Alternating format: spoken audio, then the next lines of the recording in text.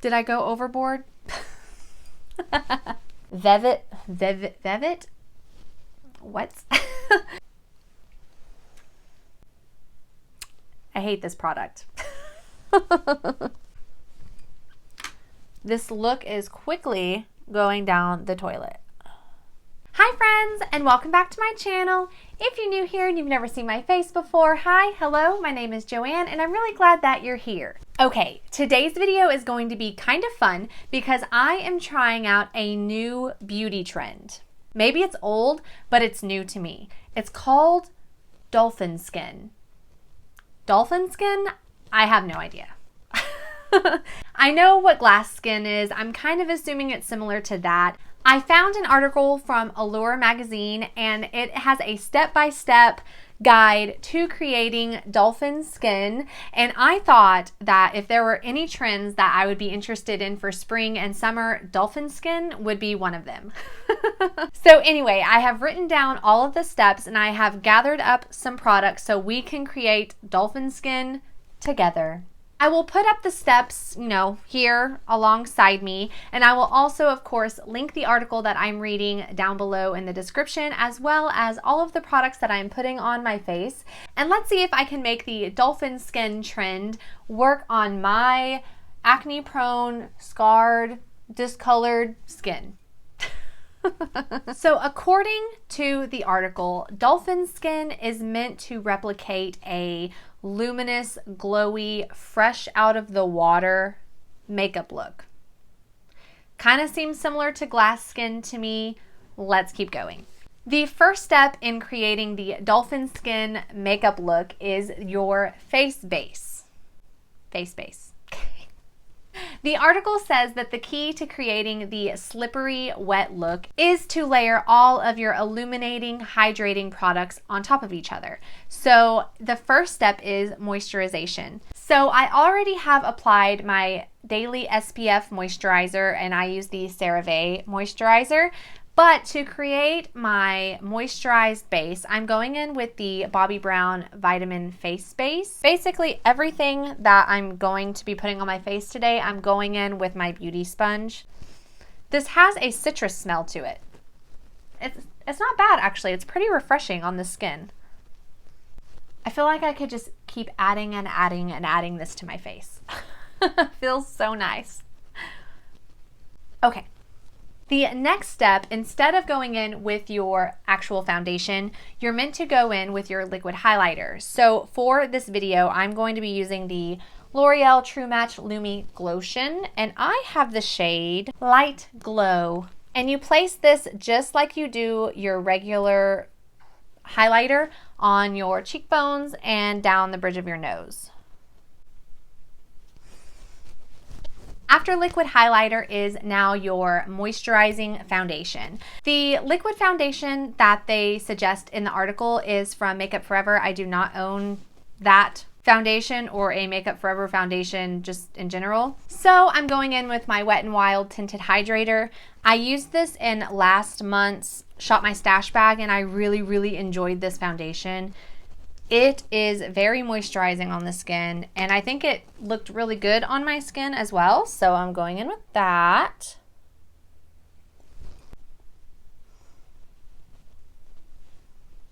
And I am in the shade Fair. I have been loving tinted moisturizers lately.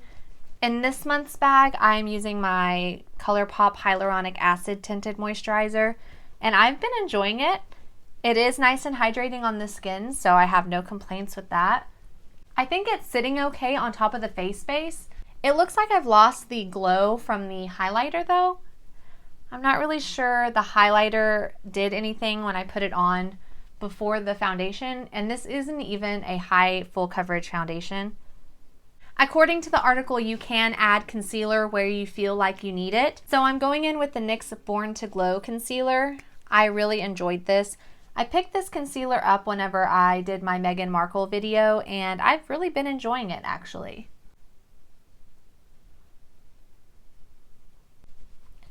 It is very hydrating and moisturizing on the skin and gives a nice luminous finish. I would consider it a very natural concealer though. It's not high coverage. So if that is something that you need, I would maybe pass on the Born to Glow concealer from NYX. But for what I'm using it for, I think it does really good. It's nice. According to the article, the next step is a coral toned bronzer. I do not have a coral toned bronzer. I don't have a lot of bronzer, just period. It's not something that I have a lot of in my collection. So I am going in with my NYX Correct Conceal Contour Palette, and I think I'm going to just kind of mix these two shades together. Maybe the pinky shade and the bronze shade will give me the coral bronze. I don't know. I could really be messing up here, but...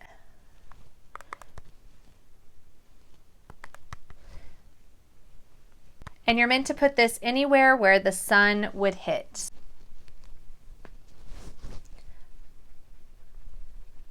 So far, I actually really enjoy this makeup look. It is so easy to apply. Everything is used with a beauty sponge.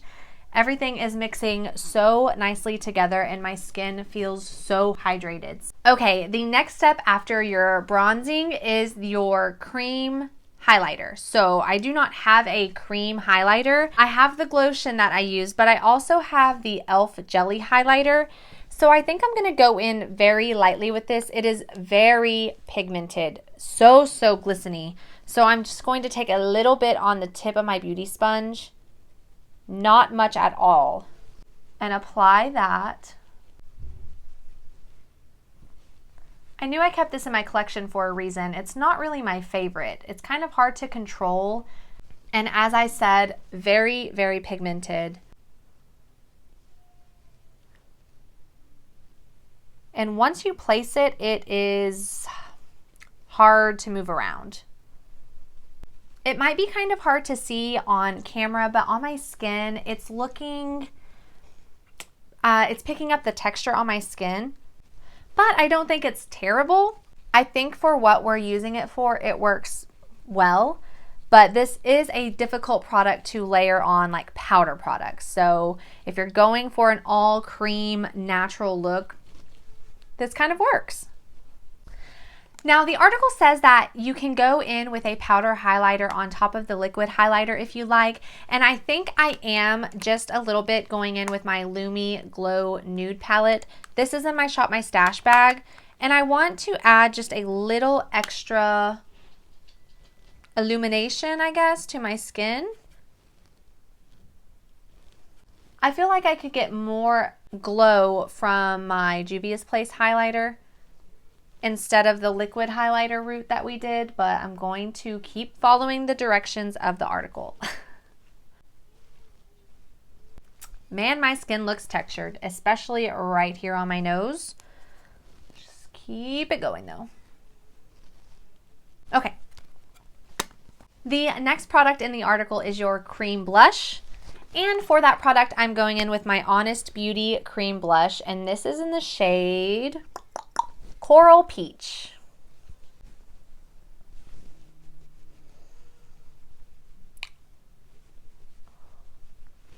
Oh, that's pretty.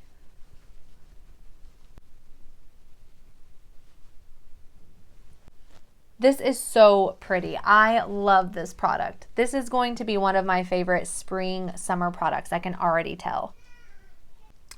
Did I go overboard? Okay. I'm just adding more. Just keep adding more. Yes, I like that a lot. My skin is still luminous, but I think I'm just adding so many products on my skin that it's starting to get a little heavy looking. At least it looks heavy looking in my mirror. I don't know what you guys can see, but to me, it's getting a little cakey. But let's keep going. So the next step are the eyes, and in the article it says to avoid matte products. So you want to go in with all liquid eyeshadows or cream eyeshadows. And for that, I am going in with the Almay Velvet Foil Cream Eyeshadow. And I have the shade Astro Girl. I just have a little bit here. So it basically diffused into a highlighter. It looked different online. Let me try another one.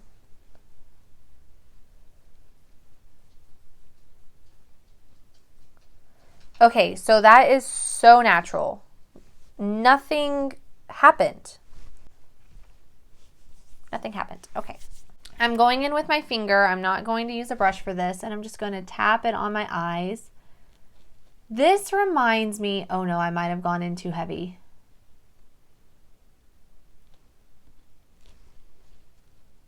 Okay. Whoops. This reminds me of that Jelly Much eyeshadow I got from, oh no, ColourPop. That's what I was going to say.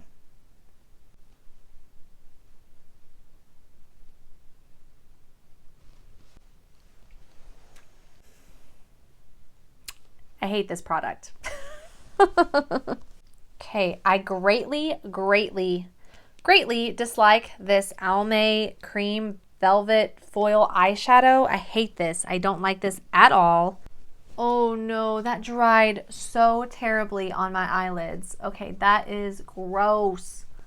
Okay, to save this look, I'm going in with my Believe Beauty Glimmer Pot. This is a cream to powder formula, and it's a formula that I know works well. I should have just gone with this in the first place, but I was trying to try out new products and it completely backfired. Yay! Okay, I already like this 100 times better.